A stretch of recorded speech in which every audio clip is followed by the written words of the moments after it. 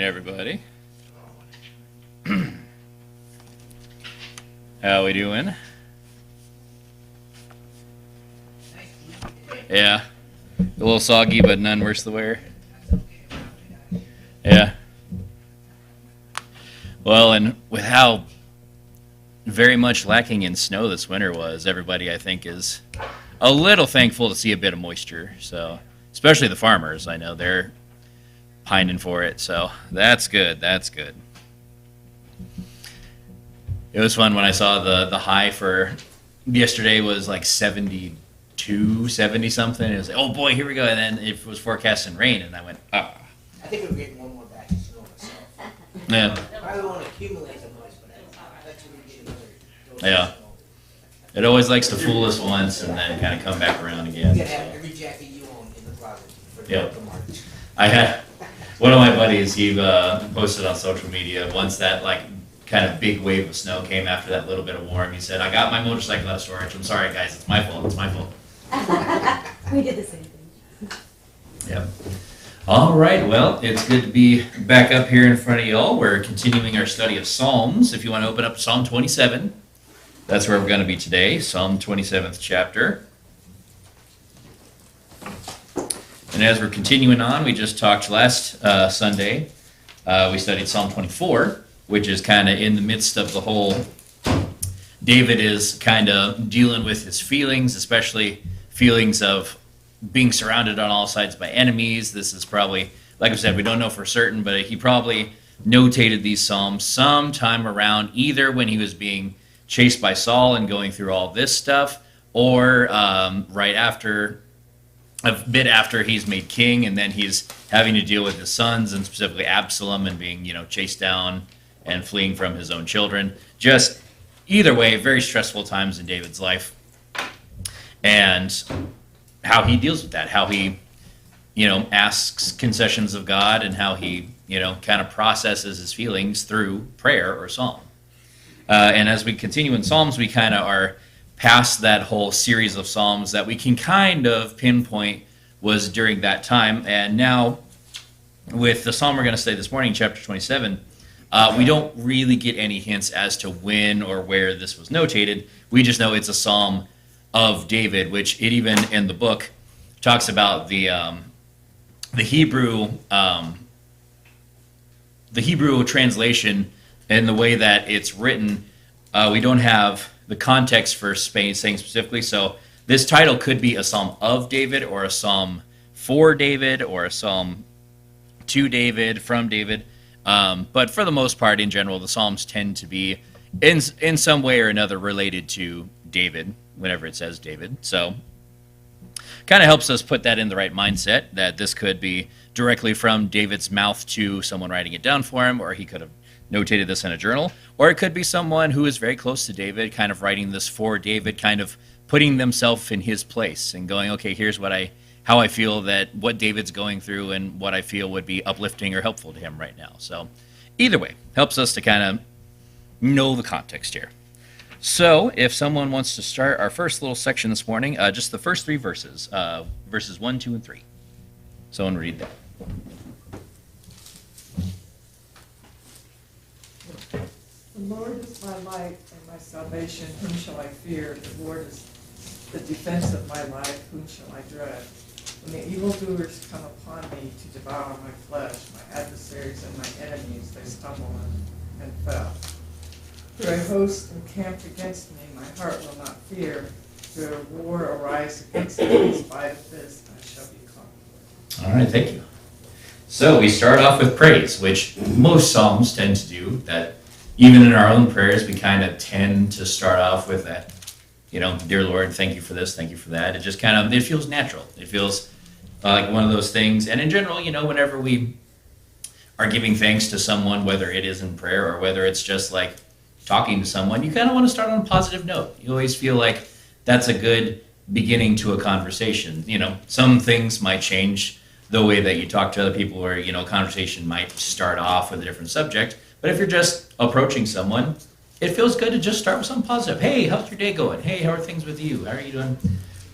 And then that might turn into, oh, well, I'm struggling with this and this and that. But it kind of like sets the tone for your conversation. In general, you want to talk to people with positivity. You want to start off with good things. And so the psalm does here as well. The Lord is my light, my salvation. Whom shall I fear? It starts from a place of confidence. It's kind of that overhanging theme that the Psalms tend to have is even if I'm going through bad things, even if what I'm about to write about is more on the negative side, is more on the fearful side, I know that the Lord is my salvation, and whom shall I fear? The Lord is the strength of my life, of whom shall I be afraid? The Lord is always providing that guidance. It's just sometimes the psalmist feels the need to go into something specific in their life, something that is really kind of tugging at their soul. And so they get more specific. When the wicked came against me to eat up my flesh, my enemies and foes, they stumbled and fell. If you remember in 3 weeks ago, that was going back, it talked about the enemies rising up against him, digging a trench to entrap them, and then falling into their own pit, into their own ditch. We're seeing that David right now feels like he's on the other side of a conflict, whether that's just a personal thing or maybe one of the things we read about in the books. But it seems that some conflict has come up and he's come out the other side, and the Lord has helped him, the Lord has guided him. So the enemies came up, they came to eat his flesh, and yet they stumbled and fell. That the psalmist is giving thanks for that David was protected. He feels that the Lord is his salvation because his enemies came to him, and yet they failed regardless. Though an army may encamp against me, my heart shall not fear. Though war may rise against me, in this I will be confident. The psalmist here has seen what God can do, how God can guide him, and how he protects him. And now he's moved from the past tense, and he's moved now into the future tense. He's talking about, though an army may encamp against me, I shall not fear, and though war may rise against me, in this I will be confident. David has, from a very, very young age, has gone up against crazy odds and has been guided by the Lord. So even though he says, I've just finished conflict, I know there will be other conflicts that will come up, whether in my personal life or against my enemies, he knows that his faith carries on from the past to the future. That he knows that no matter what things happen, that the Lord is protecting him. The Lord is my light and salvation. Whom shall I fear? The Lord is the strength of my life, and of whom shall I be afraid? Any thoughts there?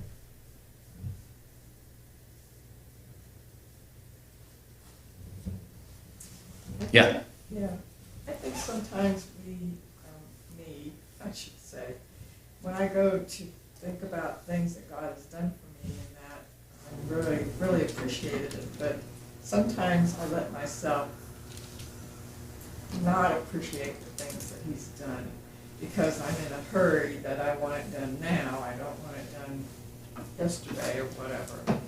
And I think, Jesus taught us that we should praise God first in his prayer, our Father in heaven, hallowed be thy name, and that we should treat people that way too, instead of just coming at them with blank, do you know you did this and that and the other. I mean, you might have to talk to people about things that you really, it's hard to talk about, but starting out with some type of positivity, I think, is what's good, and this is what he's saying throughout these 3 verses, is that he's very confident in that, and I think we today need to be more confident in what God's going to do for us. Mm-hmm. Our brains are human. It's hard sometimes to remember the good because all we can see is the bad. Sometimes we miss the forest for the trees.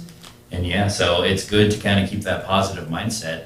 If nothing else, Psalm is a great example of the power of journaling, of writing down your thoughts, because sometimes, when you're just thinking about what's happening at the moment, it's hard to see the good. Whereas if we can stop, and you don't have to physically write on a piece of paper, but just stopping and taking stock of what's going on and what has happened, like what's led up to this moment, and what direction am I going, what do I have that's coming down the line. Just keeping everything in perspective, kind of looking at the whole picture instead of just that one little snippet of what's going on right now. And David is a great example right here of knowing that bad things have happened and that bad things might happen, but in this moment, we're able to appreciate the good that we've had. I also think that, trying to be spiritual, like it tells you in this Bible and that, sometimes it's very hard to think that you are being that way if you're having persecutions and things like Right. that going on. And it can, bombard your faith. So the devil's very sneaky in that way, because then he says, well, you're really not spiritual because you really didn't do this, and you didn't do this, and you knew you should have, and that. And I think sometimes you have to come to terms with that bad things do happen to everybody, and that you've got to come up above that and trust God that it will come out to the better. Right. The world today likes to kind of quantify that if you're not getting results, you're not doing the right thing. And we can't think that way about our spirituality, about our faith, is that sometimes, and often, if you ask a farmer, sometimes seeds just don't grow. That doesn't mean you didn't water them enough. That doesn't mean that you didn't have the right weather conditions. Sometimes it just doesn't work out. And that's all right. That doesn't mean you stop trying. It doesn't mean you stop farming, you plow the land up and turn it into a parking lot. That means you just try again. You keep as watchful as you can. You still put you still try and tell people about the good news, but sometimes it just doesn't get a response, and that's okay. In fact, Paul and Jesus both remind us that sometimes persecution means you're doing the right thing. It means you're on the right path. Yeah. And sometimes it might not even happen in our lifetime, it may happen later, God's time is not our time, and I think that's one thing that it's hard for us to, we want it to happen right now, and it doesn't sometimes. Most of the time it doesn't. Yeah. In that kind of example, I always think of Vincent van Gogh, of like a guy who was ridiculed and made fun of for the way that he painted his entire lifetime, to the point where he was depressed. He just had so many issues with his mental state, his faith, his just general well-being. And it wasn't until after he died that everyone started noticing, hey, this painting is really good. And, it's not the best example, but sometimes it does take a while, sometimes even an entire person's lifetime, for people to realize that what you were trying to share with them was good. That what you had to say was worth. Yeah. Any other thoughts? These verses remind me of in Matthew what Jesus said, do not fear those who kill the body, but not the soul, rather fear those who can destroy both body and soul. Yeah. It's very much, not storing up the treasures of the world, but keeping kind of your priorities on what is important, which is your soul.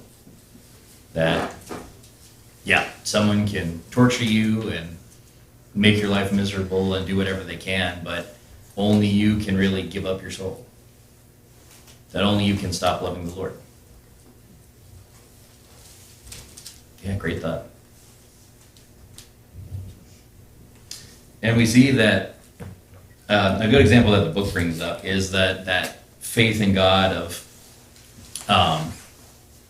knowing that He's the salvation and having that faith in Him eventually pays off. If we remember the story of going actually back to Matthew in chapter 9, the woman who just reaches out and touches Jesus' cloak whenever she was suffering from, it said that she sweat like blood droplets.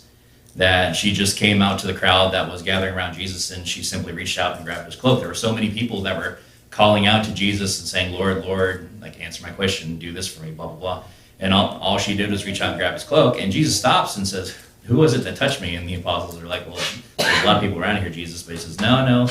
And he picks out the woman, and, he asks her, why did you touch my cloak? And she says, well, you are the Son of God. All I needed to do was reach out and touch you, and I knew I would be healed.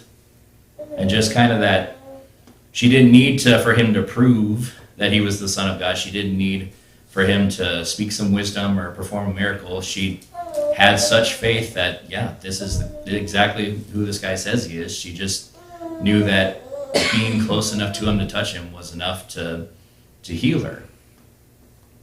And so kind of that knowing of having that pure faith of salvation is knowing that hard things happen and bad things happen. That doesn't mean that God is punishing you. That doesn't mean that necessarily done something to incur that, but knowing that no matter how bad that thing might be, that the Lord is still our salvation.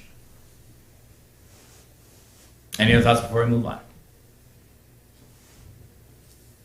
All right. So our next section, if someone wants to read verses 4, 5, and 6. The next three verses, 4, 5, and 6. One thing I've asked from the Lord that I shall seek, that I may dwell in the house of the Lord all the days of my life, to behold the beauty of the Lord and to meditate in his temple. For in the day of trouble he will conceal me in his tabernacle. In the secret place of his tent he will hide me. He will lift me up on a rock.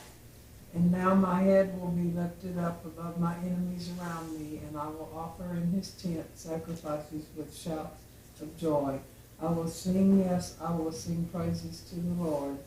Thank you. Okay. All right. So here we see that one thing that the writer desires of the Lord is that that I will seek, that I may dwell in the house of the Lord. At this point, they have, a specific place for, to be around God. At this point, David is probably, like we talked about previously, how he's writing about David has brought the Ark of the Covenant into Jerusalem and, kind of has that established place. He started to talk about, the hill of the Lord, being in the presence of God and how to be in the presence of God. And we talked about all the qualities that the Lord looks for. But here we see that the one thing that the author truly desires of the Lord is to be close to him. All the days of my life to behold the beauty of the Lord and to inquire in his temple, for in the time of trouble he shall hide me in his pavilion, in the secret place of his tabernacle he will hide me. He shall set me high upon a rock, and now my head shall be lifted above my enemies all around me. Isn't that what we all seek? That the end goal is to be near God, is to feel that presence is, in some times where we feel like we're kind of stuck in a place we want to be lifted out of that stuckness. It's not really a word, but to be in a place that is closer to God. And, again, going back to the fact that we're human, it's hard sometimes to feel that direct connection to God, to feel that, in our times of difficulty that, sometimes it's easy to feel like God, like surely God can't be with me in this place. He couldn't be with me here. And we know that he still is. And that even, in a time where they had a place they could go to be in God's presence, to be close to the Ark of the Covenant, there was even a place further that only certain people were allowed to go. That they could go and they could be in the tabernacle, they could be in the temple, but then there was even an innermost place that still only a certain few could go into and really be as close to God in their sense as possible. But even in the author says here, he talks about beholding the beauty of the Lord. That King David, someone who is the Lord's anointed, who is actually, they pour the oil on his head, and it's basically declared that this is the Lord has directly commanded this person be the leader of the Israelite people. Even that person aspires to be closer to God. I think it's in moments like these where we really see personified David being a man after God's own heart. Because even though David goes through a lot of difficult things that we see with other prophets, with other leaders, with other things like that, David makes mistakes, just like other leaders, just like prophets, just like all the people we read about in the Bible, except for, of course, Jesus, is that David still seeks in his times of difficulty and in his times of joy, he just wants to be closer to God. He wants to behold the beauty of the Lord. And that he lifts up these songs and that he lifts up his prayers in times of trouble and in times of good, that the Lord will hide me in his pavilion, in the secret place, in his tabernacle. He shall hide me, and that his head shall be lifted up above my enemies all around me. Therefore, I will offer sacrifices of joy in his tabernacle. I will sing. Yes, I will sing praises to the Lord. We know David was a big fan of singing praises. He loved playing his instruments. He loved dancing, he loved crying out to the Lord in many, many examples. And so here David is setting that example that no matter where he is, he's lifting up praises to the Lord. Oftentimes we kind of going back to the whole, like, knowing that God is always with us. Does it feel like sometimes that prayer is more potent when it's in a certain place? Are there certain instances, are there certain places where we know that we're not technically closer to the Lord, but does your prayer sometimes feel a bit more powerful whenever it's in a certain situation? Yeah. Of course, I always feel like my prayer is a bit, I don't know. It's like a phone signal.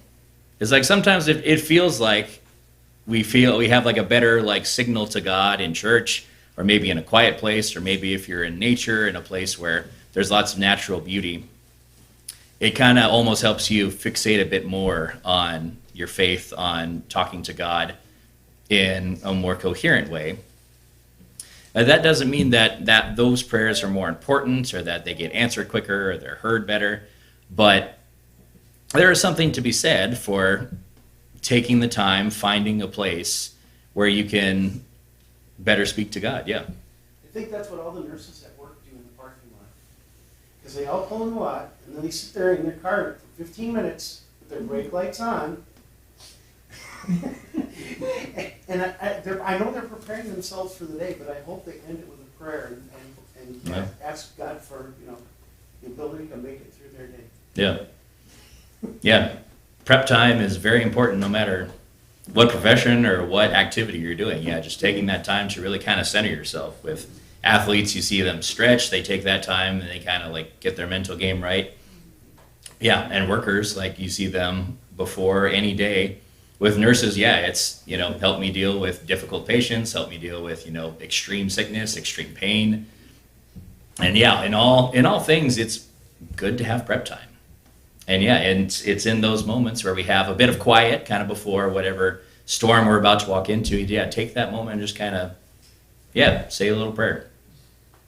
But again, the point we're trying to get across here is that those prayers are just as important as those quick little prayers that you say in the middle of the day whenever something's come up or you're having to change your plans or go a different direction, that God hears those plans just as much as the others. That never feel like you can't say a prayer because it's not going to be heard. That in the midst of everything, that, sometimes just a, dear Lord, please.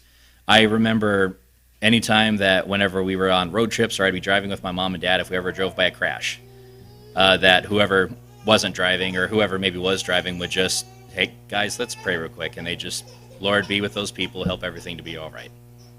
And, that doesn't necessarily come from a place of necessity, but it's just, it's something that's on your mind and it's on your heart, and that the Lord knows that it's on your heart. Even if it's just, thinking a quick little, dear Lord, just help me get through the next 10 minutes. Just help me get through the next 10 minutes and we'll be good, and we can, just continuing on and helping through that. Sorry if I get a bit scatterbrained. It's like hardwired. I'm like child. Any other thoughts there? I was having a conversation with Sarah yesterday about, it kind of relates to this, maybe not. Sometimes I think a little crazy, but you know how when you're having a conversation around your house, and let's say I'm talking about patio doors, next thing you know, my phone goes off with patio doors. You could relate that to God's always listening. He may not answer you right away, but I got a feeling it's similar. Even though nobody's around, next thing you know, I got stuff popping. I was just talking about that. It's just, we all have an algorithm. So if we go through life thinking negative thoughts and bad thoughts, well, you're gonna get that stuff thrown at you. Yeah. So like the first two verses, you got to start off positive. You got to start off on the right foot. Yeah. Whether you think you can or you can't, you're right. Your thoughts become a self-fulfilling prophecy. If you come into a situation thinking, well, this isn't going to go well, it's probably not going to go well. And yeah, in the same way, keeping your mindset throughout the day. Things are going bad right now, but if I'm still aiming towards a positive outcome, that makes getting that positive outcome a little bit easier. Yeah, yeah. I think so also though, that you have to yourself make time to do prayers and study and things like that. And I find myself sometimes, I'll let the things around me get involved too much and I'll forget to sit down and do the prayer or do the study that, I said I was gonna do. And it's a training thing that you have to do with yourself to make sure you are communicating with God properly in that, And I can't say that I always do that. Like I said, I let the world get in my life sometimes, and then I'll sit down maybe on Friday and I'll think, well, for crying out loud, here it is Friday, and you didn't do this, this, and this. This was more important than really that. But, you're always trying to grow and keep yourself where it needs to be. And I know God understands those things, but He's still expecting me to be the person I should be. Mhm. Absolutely, yeah. So people always try to set aside time to, have their proper prayer time to communicate with God. And so I don't want this to sound like I'm not giving God proper respect, but I don't feel like I'm ready for my day until I take a shower. I mean, if I'm not going anywhere, and I'm just bumming around the house doing laundry, I know I'm not going out, I might not get in the shower. But if I'm leaving the house, I'm getting in the shower. It's just, I don't feel like I'm ready till I go. So, and I generally take way too long of a shower. I just do. So I set my alarm early knowing I'm going to be in that shower half an hour. I just know I am. So part of my prayer time is in the shower. And it's not to be disrespectful, but I know I'm going to be in there. Just getting ready. Hot water helps me wake up, helps me feel relaxed, helps get me ready for the day. So I am praying when I'm in the shower. And it's not to be disrespectful, but it's because I know I have that time allocated. You're being intentional. And I am being intentional, and I can pray for my kids. I can pray for getting my mind right for the day. I can pray for people on the prayer list that if I wait until I set aside time and sit down and it's never happening. It's never going to happen. But the shower's happening. So at least I know my time with God is going to happen for at least 15 minutes of that shower. I'm going to be talking to God while I'm getting myself ready for the day, and it's going to happen every day. And certain people and certain things are going to be talking about God every day. So it's just, if that's helpful to other people, it doesn't have to be a set at the table with your Bible in your hand and a notebook. It can be just that part of your routine as you're going about things. Yeah. The only correct time to pray is the time that you set for it. Key word is make it part of your routine. Exactly. Yeah. And we're all different. We have different places where we feel, where we have that prep time. We have, whether it's in the shower, whether it's as we're making breakfast or whatever, driving. Yeah. Whatever that time where you feel you have that little bit of extra, time to really be in prayer. Absolutely. And Yeah. I don't think there's a time or a place where it's disrespectful to pray. Exactly. Your mom isn't going to be insulted because you called at 7:45 on a certain day. When you call intentionally to just talk to someone and really have that productive conversation, that is never going to be a bother to the right kind of people. And even more so, is it always going to be a good time for God? Because that's all He wants. He wants us to listen to Him. He wants to have that back and forth. Yeah. It says pray without ceasing. Yeah. So, that's anywhere, anytime. If it was physically possible, yeah, the Lord would never get tired of us praying to Him. Yeah. Any other thoughts there? And it doesn't have to be out loud all the time. Right. I think that without ceasing, like Patsy said, you can just kind of always have God on your mind. The more that you get intentional and in the habit of that, I feel like when I'm driving or things. And in the same way, it doesn't have to be by yourself. It can be with a group of people. It can be with someone you're close to. It can, you can ask people to pray with you if it's okay with them, if that's something that they're open to. And sometimes it might be difficult for us to focus as a singular person on making the time to pray. And so that's why having the church is such an awesome thing, that we can talk to other, we can contact each other. We can talk about, hey, would it be okay if I called you at this time? Or, on this day, would it be all right if we met up and said a quick prayer? There's so many avenues, yeah. So many methods, avenues, times that, again, the only wrong way that the Bible talks about is doing it publicly just so people see you in prayer. That's like the only time where they specifically go, the Pharisees who fell down on their face and made a big show about, and speaking out loud for nobody in particular, but they just wanted to be seen doing it so that the people would think them more holy, more pious than they actually were. Besides that, pray however you can and however you feel comfortable and however you can find time to do. Yeah. All right. Okay, so our next section here is going to be verses 7 through 10. 7, 8, 9, and 10.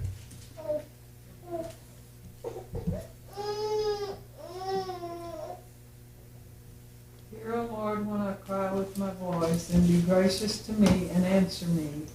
When you said, seek my face, my heart said to you, your face, O Lord, I shall seek. Do not hide your face from me. Do not turn your servant away in anger. You have been my help. Do not abandon me, nor forsake me, O God of my salvation. For my father and my mother have forsaken me, but the Lord will take me up. All right. So here we see lots of mentions of the face. And as far as our different body parts go, the face tends to be one of the most sensitive parts of our body. There's every single one of our senses is felt with our face. Touch, of course, is like throughout the entirety, but like hearing, seeing, smelling, tasting, that all happens up here. And so this whole organ, part of your body right here, is meant to sense things. And so in that sense, when it talks about seek my face, your face, Lord, I will seek. Do not hide your face from me. Do not turn your face away from your servant. That is, and it even talks about when Moses looked upon the face of the Lord, he turned away and his face, like Moses' face, was glowing from looking upon the face of the Lord. That the whole idea of the face is that this is kind of where the biblical people kind of put all, not the importance, but there was a great deal of, what am I trying to say here? There's a whole lot right here. And there's many, many poems and quotes, the eyes being the windows to the soul, that whoever has ears, let them hear, that there's a great deal of importance upon how we sense things, and especially how we hear other people speak and how we read the books and the words that are given to us. And so whenever the author here puts such importance on seeking the face of the Lord, that his heart will seek out the face of the Lord, we're getting kind of that view into kind of that intimacy that the author wants with the Lord. He not only wants to hear the words of the Lord, he not only wants to read about the Lord's will, but he wants to view the Lord face to face. Whenever it talks about, and on that day we will see the Lord face to face. That we have that connection already with the Lord, but the author notes the importance of face-to-face interaction. And as he continues on, have mercy also upon me and answer me. When you said, seek my face, my heart said to you, your face I will seek. You have been my help. Do not leave nor forsake me, O God of my salvation. When my father and mother forsake me, then the Lord will take care of me. He's really hammering home the importance of having that intimate connection with God. And that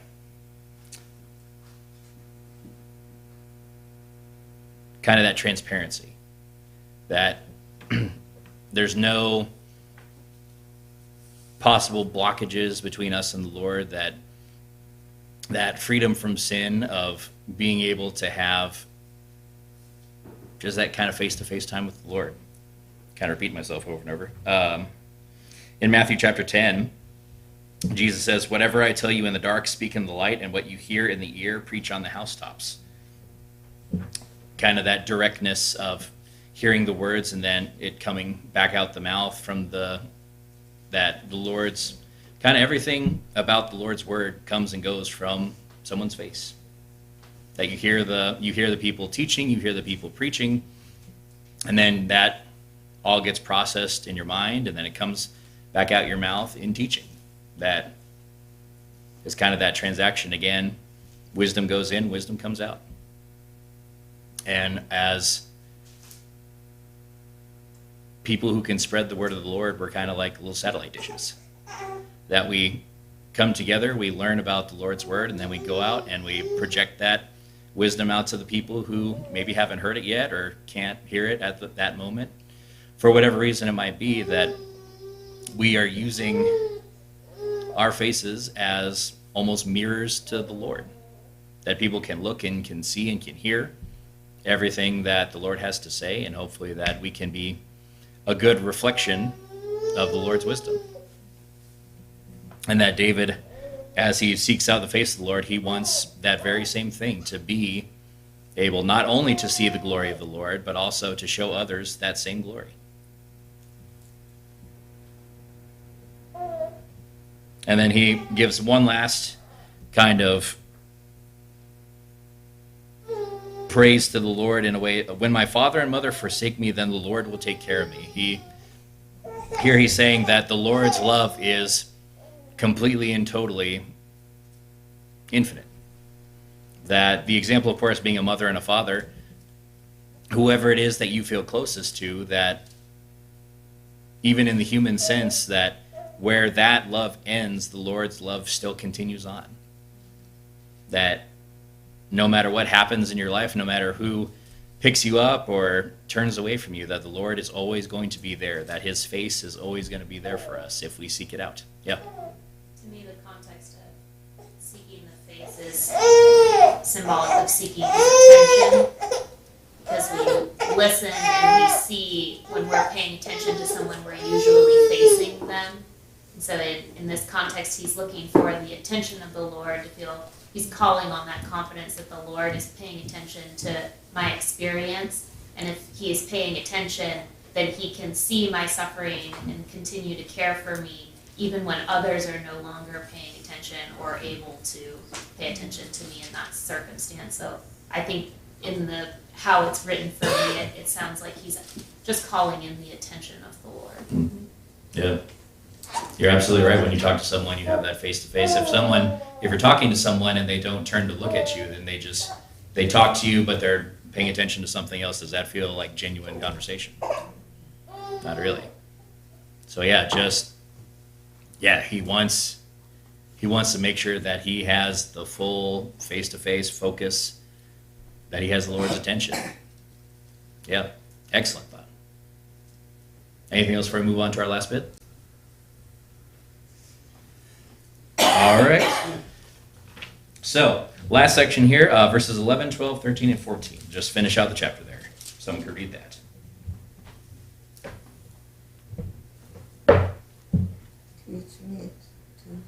Teach me your way, O Lord, and lead me in a level path because of my foes. Do not deliver me over to the desire of my adversaries, for false witnesses have risen against me, and such as breath out violence. I would have despair unless I had believed that I would see the goodness of the Lord in the land of the living. Wait for the Lord, be strong, and let your heart take courage. Yes, wait for the Lord. All right. And then one last concession of the Lord and one last praise of the Lord that we finish out on. Teach me your way, O Lord, and lead me in a smooth path because of my enemies. He, of course, like we all do, we hope that our walk through life is as easy as possible. We know that it won't be. We know that there might be extra difficulties just because we have chosen to follow God, that we have chosen to follow Jesus. But that doesn't mean that it's wrong to ask for an easy way. It's just knowing that it's God who gives us the easy way. That he asks here that and lead me in the smooth path because of my enemies. He knows that the Lord doesn't make his path more difficult. He knows that it's everything else. It's the difficulties of the world that make his path more difficult. But if we call out to the Lord, that he might smooth our path. For false witnesses have risen against me, and such as breathe out violence. I would have lost heart unless I believed that I would see the goodness of the Lord in the land of the living.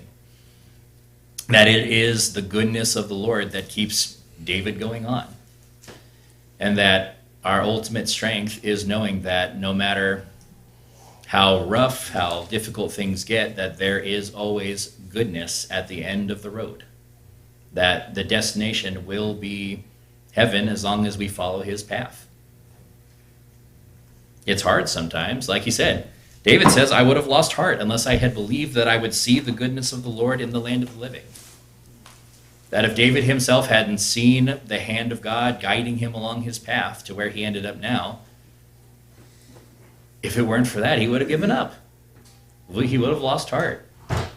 And yeah, for a kid who fought a lion, who fought down a 9-foot tall guy, who has been chased all his life simply for being who he is, it would be very easy to give up.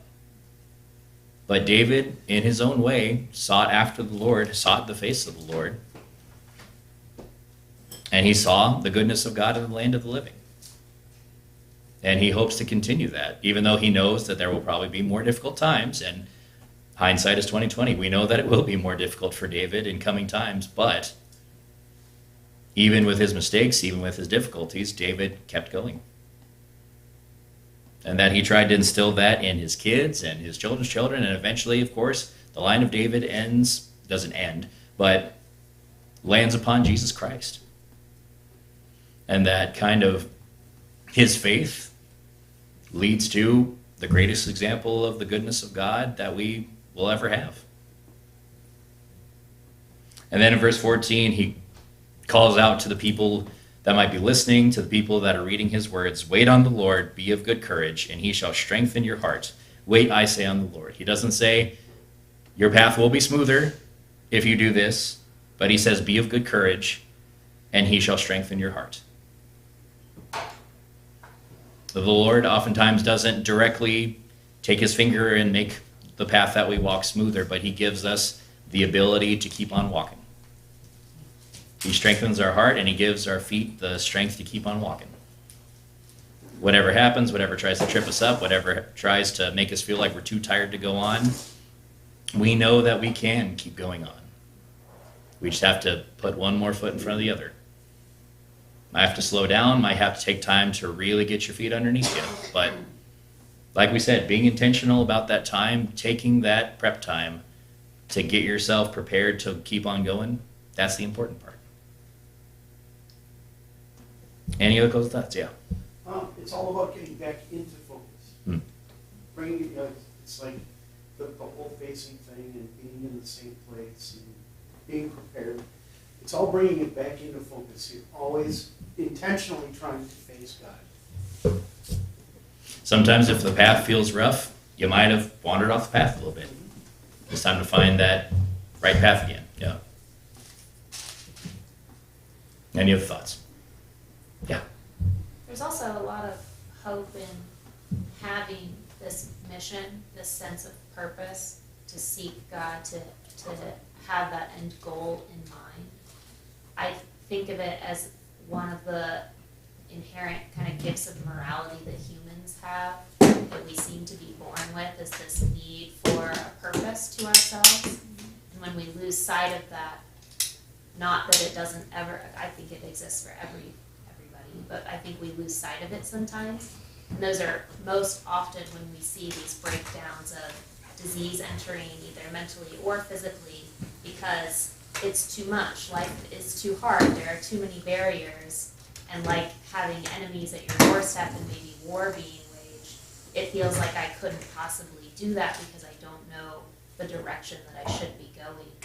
And I think David really calls on this sense of overlying mission and purpose in many of the Psalms, because that is the underlying driving force that tells us we can take another step because we know at least in what direction should that next step be. Yeah.